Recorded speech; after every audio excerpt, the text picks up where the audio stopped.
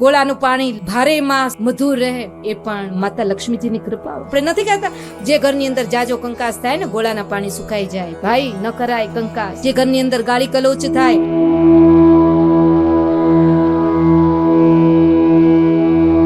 તમે ગમે ત્યાં રહેતા હોય, ગમે ત્યાં જીવતા હો, ગમે તે કન્ટ્રીમાં રહેતા હો, પણ તમારું જે પીવાનું પાણી છે ને, પીવાનું પાણીનો જે ગોળો ભરતા હો ને, માટલું અથવા જે કંઈ પણ પાત્ર ભરતા હો, એ પાત્રની અંદર ચાંદીનો સિક્કો, રુદ્રાક્ષની માળા, ને એમાંય જો આપણા બાઈએ જાપ જપેલી રુદ્રાક્ષની માળા મળી જાય તો બહુ રૂડું કહેવાય. પણ એ માળા તો મારું એવું કહેવું છે કે બાનું કલ્યાણ થાય, દાદાનું કલ્યાણ થાય, જ્યારે એ ધામની અંદર જાય ને ત્યારે એને ગળાની અંદર પહેરાવી દેવી, એટલે એને વૈકુંઠ લોકની પ્રાપ્તિ થાય, આવું દેવી પુરાણની અંદર બતાવ્યું.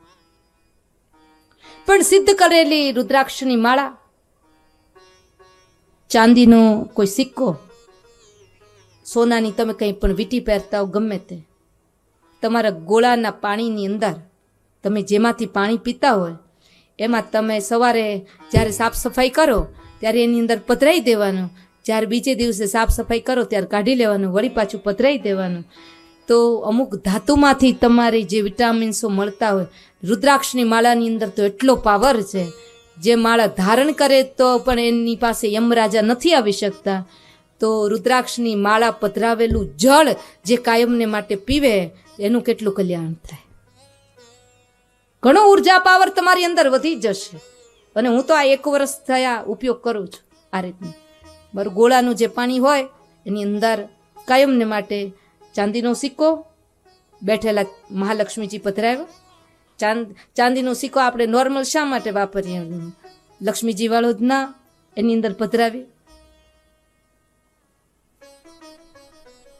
ગોળાનું પાણી ભારે માસ મધુર રહે એ પણ માતા લક્ષ્મીજીની કૃપા હોય. આપણે નથી કહેતા જે ઘરની અંદર જાજો કંકાસ થાય ને ગોળાના પાણી સુકાઈ જાય. ભાઈ ન કરાય કંકાસ.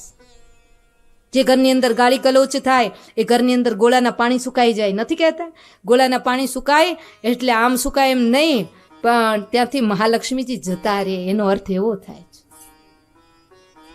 એટલે ગોળાની અંદર સિક્કો રાખો, બીજા કેવું શું કામ સિક્કા રાખો? ચાંદીનો માતા મહાલક્ષ્મીજી બિરાજમાન અવસ્થામાં ઊભા લક્ષ્મીજી બને ત્યાં સુધી ન રાખો. બિરાજમાન માતા લક્ષ્મીજી અભય મુદ્રાની અંદર ભક્તોને આશીર્વાદ આપતા હોય એવા માતા લક્ષ્મીજી જ અંદર ન પધરાવી તો ગોળાની અંદર પણ માતા લક્ષ્મીજીનો સદૈવને માટે વાસ રહે. આટલું કરજો, કરવા જેવું. મને તો મજા આવે જળ પીવું ને, એમ થાય કહો મને ગંગા જળ મળ્યું, જેમાં ધાતુનું, સોનાની ધાતુનું બળ હોય, જેમાં ચાંદીની ધાતુનું બળ હોય, અને જેમાં રુદ્રાક્ષની માળાનો પાવર હોય.